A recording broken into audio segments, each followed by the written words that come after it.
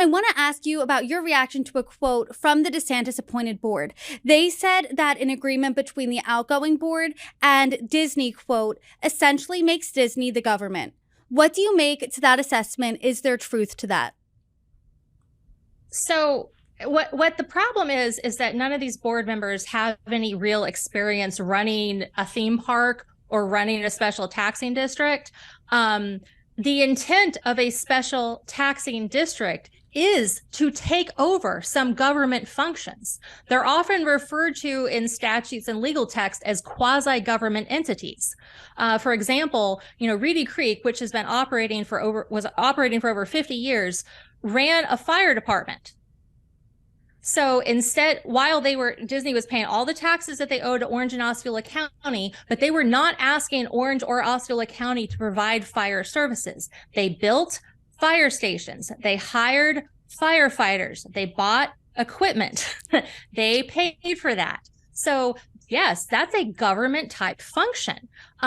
This critique from the new board it just shows that they don't actually understand what they're supposed to be doing. And I've made this comment on a couple other programs. Their whole approach that they're going to somehow force Disney to do something. If they're doing a Lilo and Stitch live action movie, if there's a gay alien, is this new board going to deny a building permit for an upgrade to the ride? None of it really makes sense. Yes, of course it's a government. That's exactly what it's supposed to do. There are, and again, this is not unique to Disney. There are about 1,800 of these special taxing districts across the state of Florida. This is the only one in the entire state that's being singled out for this sort of meddling. Sarah, I love talking to you because you are a native Floridian. You are from Orlando, born and raised, so you have a really unique perspective on this. Being in Orlando, what is the response to this feud between DeSantis and Disney? Because DeSantis, as you know, is a widely popular governor, but do the people of Florida think this might be a misstep?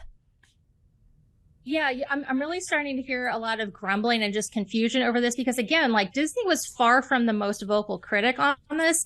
And while there's a lot of people that say, well, I may not like this particular content that Disney put out, or I don't want my kids watching the show, or the theme parks are too expensive, to say that the governor's handpicked people should be taking over this function of the park is just a little bit much. And keep in mind, my family was here before Disney was. Disney absolutely changed Central Florida and changed Florida in ways that are both good and bad.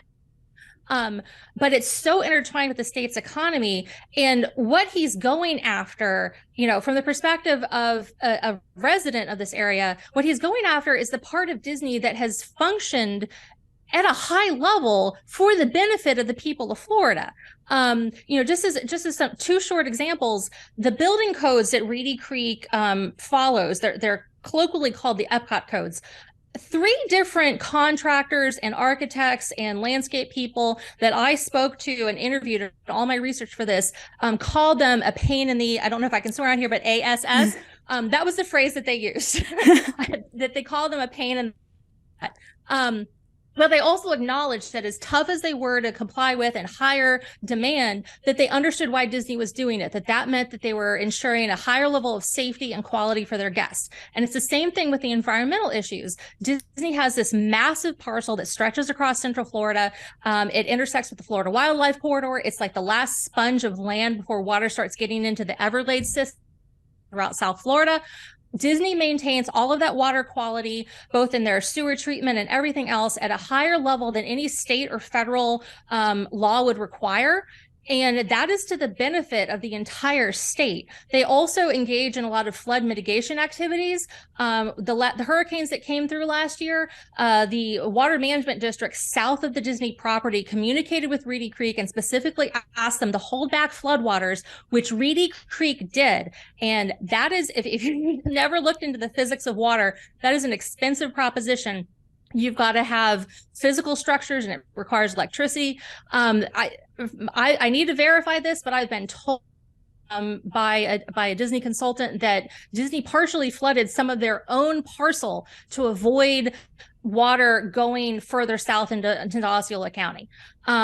This is stuff that they've been doing to manage that land and manage that parcel that churns along pretty well. There are valid criticisms of Disney, but like this is just absolutely bizarre. The latest news today is that what the governor is proposing is tearing apart some of the agreements with the Reedy Creek utilities, to maybe find another utility company or sell off part of the property.